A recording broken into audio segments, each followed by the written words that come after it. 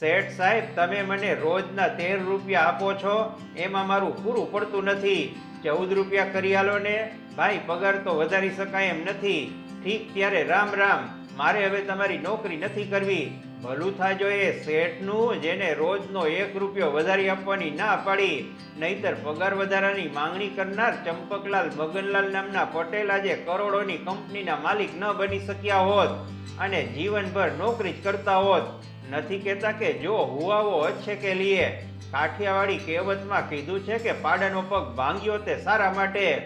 ન તો હું તમને નજીવી બાબત માટે ઠેકડો મારીને નોકરી મૂકી દેવાની નસીહત આપું છું, ન તો કોઈ ઉતાવળિયું પગલું ભરવા માટે ચાવી ટાઈટ કરું છું. પણ જ્યારે તમે પેલ કાઢેલા હીરાની જેમ ચમકવા લાગો કે અનુભવની યુનિવર્સિટીમાં ઘડાયેલા ઘરેણા બની જાઓ, ત્યારે કેલ્ક્યુલેટેડ રિસ્ક લેવા પ્રોત્સાહન આપું છું. આફતને અવસરમાં પલટાવાના મોકા ઈશ્વર જ નિર્માણ કરે છે. ક્યારે કાળજું કઠણ કરીને કપરો નિર્ણય કરવાનો હોય છે. क्या सचमुच रिस्क है तो इश्क है? भाई, जवाब जाणवा માટે તમારે 10 દેશોમાં ઇન્ડસ્ટ્રીયલ ક્રેન જેવા ઘડાયેલા લોઢા વેચતા ચંપકભાઈની વાર્તા સમી કેસ સ્ટડીમાં ઊંડું ઉતરવું પડે. વર્ષ 1955માં વલસાડના બારાઈ ગામમાં એક ગરીબ પરિવારને ત્યાં ચંપકભાઈનો જન્મ થયો હતો.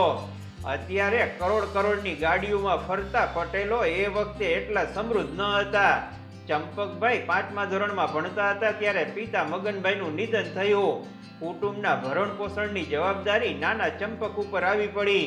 જે મળે અને જેવું મળે એવું કામ કરવાની નોબત આવી ગઈ. 1963માં કાકાના કહેવાથી રોજના 15 પૈસા લેખે એક કારખાનામાં કામે વળગી ગયા.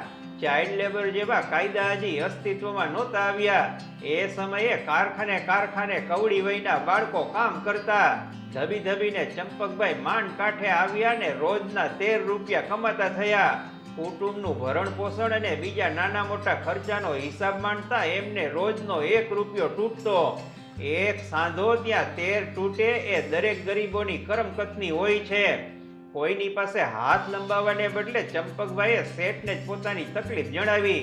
પણ શેઠે કદાચ એટલા માટે ના પાડી હશે કે એકની દાળી વધારો તો બધાની વધારવી પડે.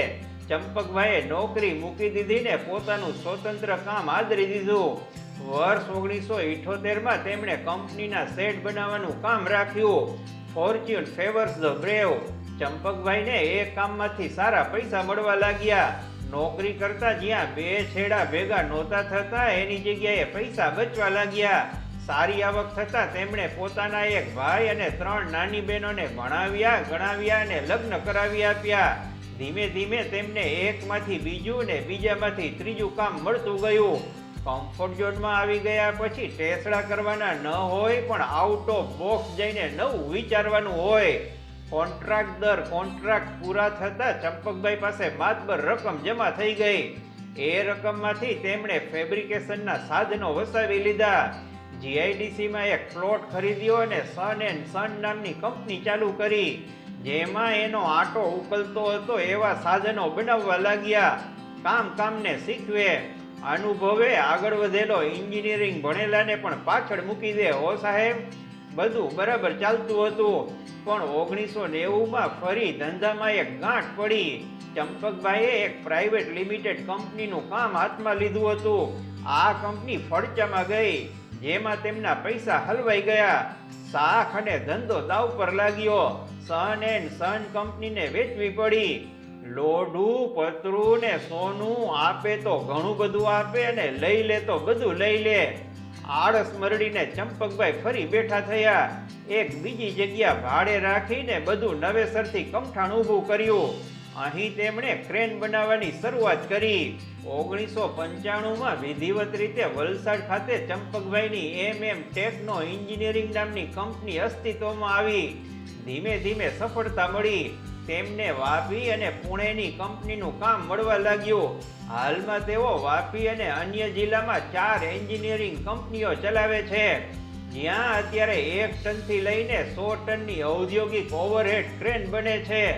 તેમની કંપનીમાં ક્રેન ઉપરાંત ગેરબોક્સ, ગુડ્સ લિફ્ટ અને અન્ય નાની મોટી ઔદ્યોગિક પ્રોડક્ટનું ઉત્પાદન પણ થાય છે.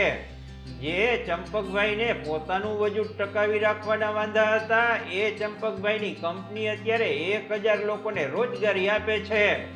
વિશ્વના 10 દેશોમાં તેમની પ્રોડક્ટ સપ્લાય થાય છે.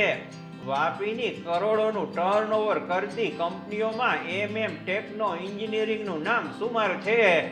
કંપનીમાં 15 વર્ષથી કામ કરતા આ ભાઈ કહે છે, અમારા શેઠ ચંપકભાઈ જ અમારા રોલ મોડેલ છે. તેમના આચાર વિચાર અને જીવનમાંથી અમને ઘણું શીખવા મળે છે. મને ચંપકભાઈને એક પ્રશ્ન પૂછવાનું મન થાય છે, તમારો કોઈ નોકરિયાત 200-500 નો પગાર વધારો માગે તો કરી આપો છો કે કેમ? જરૂર વધારી આપતા હશે એમ માનીને ચાલીએ. પિતાના સંઘર્ષની વાતો કરતા તેમના પુત્ર મનોજભાઈ પટેલ કહે છે, મારા ફાધરે જેવા દિવસો જોયા એવા દિવસો અમારે જોવા પડ્યા નથી, પણ તેમના નકશે કદમ ઉપર ચાલીને અમે કંપનીને આગળ ધપાવી રહ્યા છીએ. તાજેતરમાં જ અમે વાપીની સૌથી મોટી ઓવરહેડ ક્રેન કેન્યા મોકલાવી છે. હવે અમારું લક્ષ્યાંક યુગાન્ડા અને ઇજિપ્તમાં ક્રેનો મોકલવાનું છે. મનોજભાઈએ સાબિત કરી બતાવ્યું છે કે પટેલની ઘોડી પાદર સુધી જ નહીં, કેન્યા સુધી પણ પહોંચી શકે છે. બશર્તા પરિશ્રમ નામનો પારસમણી આખા ડીલે ઘસવો પડે. વર્લ્ડ ક્લાસ ઓવરહેડ ઇન્ડસ્ટ્રીયલ ક્રેનના બાદશાહ બનાવવામાં તેમના પરિવારના સભ્યોએ ખભેથી ખભો મેળવીને યોગદાન આપ્યું છે.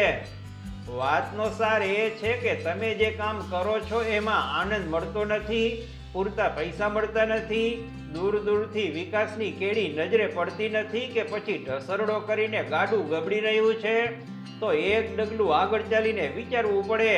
છછુંદરીના માથા ઉપર ચમેલીનું તેલ રેડિયા કરવાથી એના ઉપર હેમા માલિની જેવા વાળ ઉગી નીકળશે એવી આશા ઠગારી જ નીવડવાની છે. મેં એક ક્રેન બનાવી છે. એ ક્રેન માલ સામાન નહીં પણ પક્ષ પલટું નેતાની બોચીમાં આંકડીઓ ભરાવીને ઊંચા કરે છે. જગત આખું જોઈ લે પછી એ નેતાને એના મૂળ પક્ષમાં મૂકી આવે છે. તમારા વિસ્તારમાં આવી ક્રેનની જરૂર હોય તો મોકલાવી આપું, પણ જો તમે અમારી ચેનલ સબસ્ક્રાઇબ કરો તો. નમસ્કાર.